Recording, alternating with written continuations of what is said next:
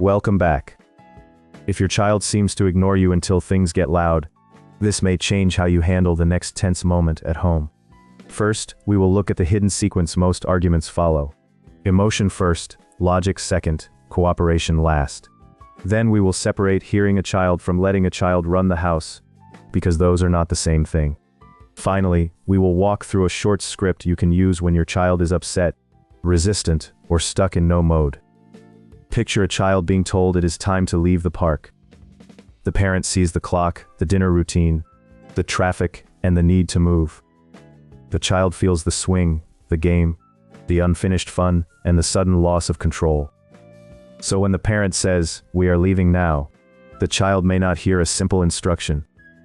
They hear, "What matters to you does not matter right now." That is why some children seem to listen better after one sentence of understanding. Not because they won the argument, and not because the parent became softer. It is because the child's nervous system stops treating the parent as the problem and starts treating the parent as a safe person again. The trap is that parents often explain too early. We say, "We have to go because dinner is at 6, or "You already had enough time," or "I told you this was coming." All of that may be true. But a child who feels dismissed is not sorting facts yet. They are trying to feel seen. When you name the feeling first, you lower the volume of the moment. You really wanted more time. You were building something and it feels unfair to stop. You are mad because this was not your plan.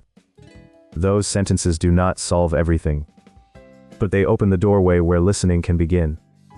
If this gives you a sentence you can use today, save this video and share it with another parent who is trying to be both kind and firm. Many parents hesitate here because they worry that if they acknowledge the feeling, they are agreeing with the behavior.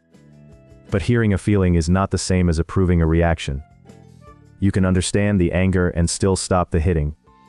You can understand the disappointment and still leave the store. You can understand the protest and still hold bedtime. A useful order is this: connect, then direct.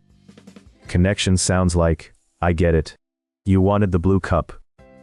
Direction sounds like, "The red cup is what we have, and you may drink from it or set it down." The child receives both messages. My feeling makes sense, and the boundary is still real. This matters because children learn respect partly by experiencing it. If every upset feeling is treated as a challenge to authority, the child learns to defend harder.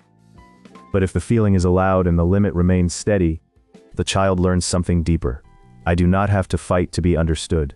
One line worth remembering is this: validate the feeling, not the demand.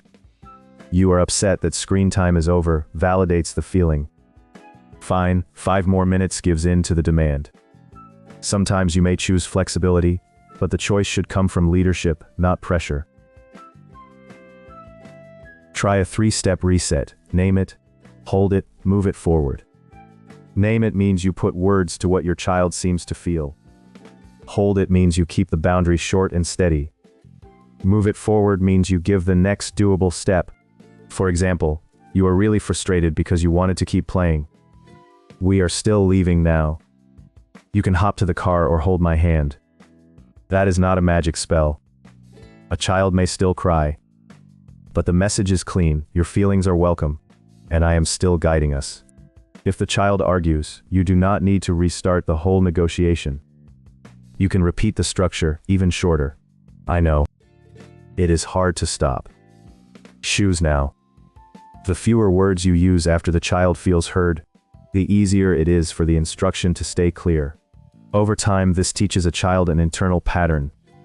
First, I notice what I feel. Then, I can handle a limit. Then, I can choose the next step. That is why feeling heard can improve listening. It helps the child move from reaction into regulation. So the payoff is simple. Children usually listen better after feeling heard because being heard lowers the threat in the moment. Validation opens the door, boundaries keep the room safe, and a clear next step helps your child walk through it. For more practical parenting tools that respect both your child and your limits, subscribe and keep building a calmer home one conversation at a time. Thanks for watching. Next time the moment gets loud, try hearing the feeling first, then leading the way forward.